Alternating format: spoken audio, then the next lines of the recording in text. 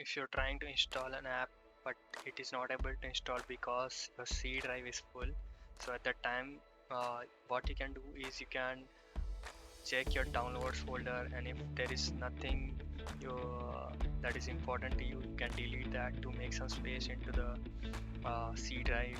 You can delete an app from the system which you don't require, or you can delete the temporary folders. But if you have done that and still you cannot make some space, enough space to install a new app, what you can do is install your app into the other drives which have the plenty of space.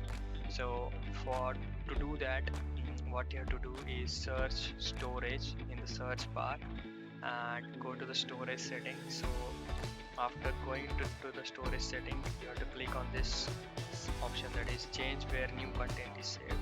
Just click on that option, and here you can select uh, where the new app will be installed. So here you have to select the disk which is empty and where you can install the new app.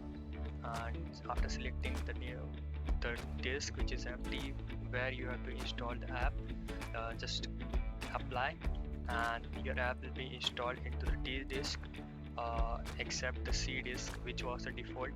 And you can also change the other settings where the document will be saved, where the music will be saved, where the photos and TVs, and all the options are given here. So I hope this video is helpful to you.